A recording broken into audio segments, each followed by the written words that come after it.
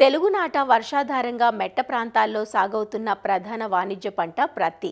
మిగతా పంటల కంటే ప్రతికూల వాతావరణ పరిస్థితులను సమర్థవంతంగా తట్టుకునే గుణం ఉండడంతో మెట్ట ప్రాంతాల్లోని రైతులు ప్రత్తి సాగుకే మొగ్గు చూపుతున్నారు.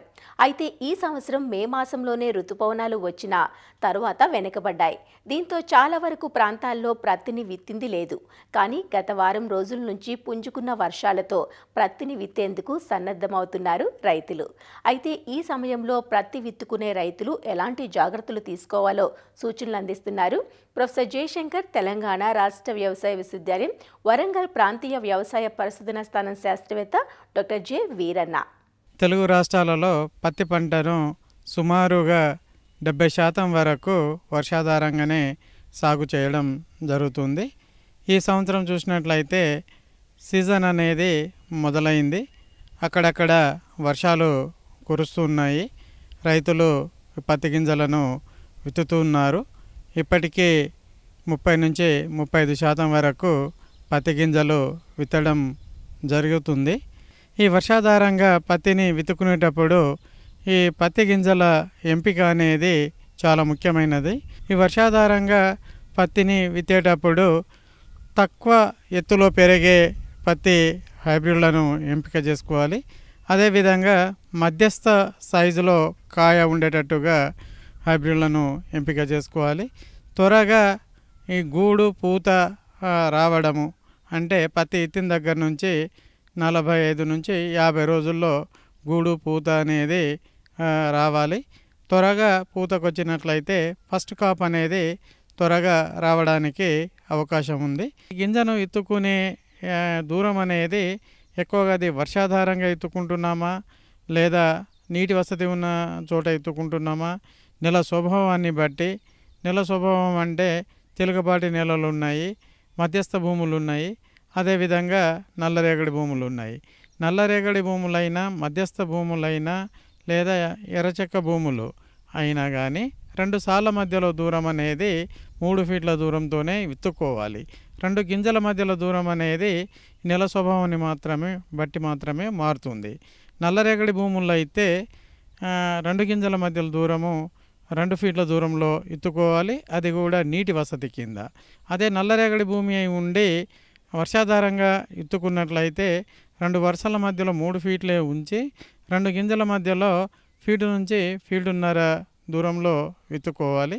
అదే మధ్యస్థ భూములు అయితే వర్షాధారంగా అయినా నీటి వసతి కింద అయినా 1-2 నీటి తడులు ఇచ్చుకున్న చోట అయినా కానీ 3 ఫీట్ల దూరంతో 2 సార్ల మధ్యలో ఉండాలి. గింజ మధ్యలో దూరం అయితే 8 నుంచి 10 ఇంచుల దూరంలో విత్తుకోవాలి.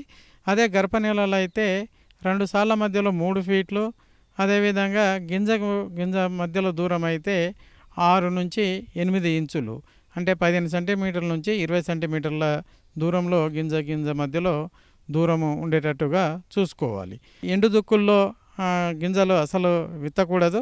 వర్షం పడిన తర్వాత దుక్కి అనేది 50 నుంచి 70 సెంటీమీటర్లు అంటే దుక్కి వర్షము పడ్డ తర్వాత మాత్రమే పత్తి గింజలను విత్తుకోవాలి. ఈ పత్తి గింజలను విత్తేటప్పుడు వర్షాధారంగా అయితే ఈ బోదె మీద ఎత్తుకోవడము చాలా ముఖ్యమైనది. ఈ బోదె మీద విత్తినప్పుడు ఏమవుతుందంటే పడ్డ వర్షం అనేది సాలలో ఉండి బోదె తేమను ఆపడానికి అవకాశం ఉంటుంది. ఎక్కువగా వర్షం పడ్డప్పుడు ఈ సాళ్లలో వర్షం అనేది చేను నుంచి బయటికి పోవడానికి అవకాశం ఉంది. చెట్టు అనేది బోదె మీద ఉంటుంది కాబట్టి ఈ నీటి ముంపుకు గురి కాకుండా ఉంటుంది. అదేవిధంగా బెటకు రాకుండా ఉండడానికి కూడా అవకాశం ఉంటుంది. అదేవిధంగా కలుపు యాజమాన్యం చూసినట్లయితే విత్తిన తర్వాత అదే రోజు కానీ మరుసటి రోజు కానీ పెండిమిథాలిన్ అనే కలుపు మందును లీటర్ నీటికి వచ్చేసి 3.5 మిల్లీలీటర్ల చొప్పున కలిపి పిచికారీ చేసుకోవాలి. ఒక్కొక్కసారి పరిస్థితులు ఎట్లా ఉంటాయంటే అచ్చు కొట్టుకొని ఉంటారు, చిరుజల్లు పడుతుంది, కలుపు గింజలు మొలకెత్తి ఉంటుంది, మళ్ళీ గట్టి వర్షం కొట్టిన తర్వాత పత్తి గింజలను పెడుతూ ఉంటారు. ఇటువంటి సిచ్యువేషన్లో కలుపు మందును మార్చుకోవాలి. అది పెండిమిథాలిన్లో పారాక్వాట్ అనే కలుపు మందును కూడా కలిపి పిచికారీ చేసుకున్నట్లయితే మొలిచిన కలుపును పారాక్వాట్ అనే కలుపు మందు చంపేస్తుంది. మొలవబోయే కలుపును పెండిమితాలిను మొలవనీయకుండా చేస్తుంది. విత్తనము మొలిచిన తర్వాత 15 నుంచి 20 రోజుల దశలో మరొకసారి కలుపు మందును పిచికారీ చేసుకోవాలి. మళ్ళీ ఎక్కడైనా కలుపు కనుక మొలిచినట్లయితే అది కలుపు రకాన్ని బట్టి కూడా కలుపు మందులు మారుతూ ఉంటాయి. వెడల్పు ఆకులో గడ్డి కావచ్చు, సన్నగడ్డి కావచ్చు, ఈ 2 రకాల గడ్డిని చంపడానికి హిట్ఫీడ్ మ్యాక్స్ అనే కలుపు మందును లీటర్ నీటికి 2.5 మిల్లీలీటర్ చొప్పున కలిపి పిచికారీ చేసుకున్నట్లయితే ఈ గడ్డి అనేది చావడానికి అవకాశం ఉంటుంది. ఎరువుల యజమానికి వచ్చినట్లయితే భాస్వరం సంబంధించిన ఎరువు అనేది చాలా ముఖ్యమైనది. ఈ విత్తనంతో పాటు కానీ లేదా విత్తనం మొలిచిన తర్వాత 15 రోజుల లోపే ఎకరానికి 1 బస్తా డిఏపి వేసుకోవాలి. అది కూడా సాలెంబడి చెట్టు దగ్గరనే వేసుకోవాలి. ఆ తర్వాత 1 ఎకరానికి వచ్చేసి 2 బస్తాల యూరియా, 30 బస్తా పొటాషియం వాడాలి మొత్తము పత్తి పంటకు.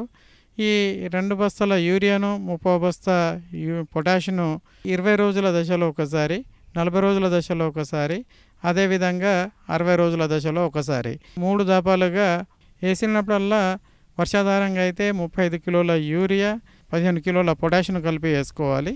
అదే నీటి వసతి కింద పండించే పత్తిలో అయితే ఇది 4 దఫాలుగా వేసుకోవాలి.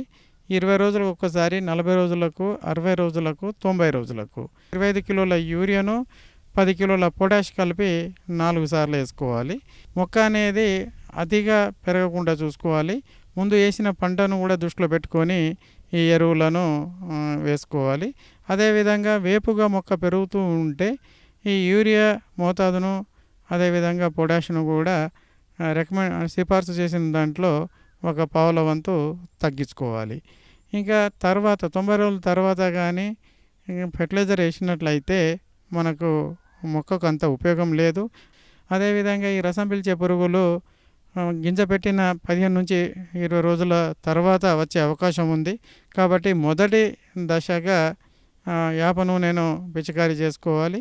రసం పీల్చే పురుగుల ఉధృతిని బట్టి పై మందులు అనేది పిచికారీ చేస్తూ ఉండాలి. అదేవిధంగా ఈ రసం పీల్చే పురుగులను తగ్గించడానికి 1 ఎకరానికి 15 నుంచి 20 ఈ పసుపు కలర్ అట్టలు కావచ్చు, నీలి కలర్ అట్టలు కావచ్చు పెట్టుకున్నట్లయితే ఈ రసం పీల్చే పురుగులను కూడా ఉధృతిని తగ్గించుకోవడానికి అవకాశం ఉంది. అదేవిధంగా ఎకరానికి 8 నుంచి 10 ఈ లింగాకర్షణ బుట్టలు కనుక పెట్టుకున్నట్లయితే ఈ గులాబీ రంగు పురుగులు ఉధృతి కూడా తగ్గడానికి అవకాశం ఉంది.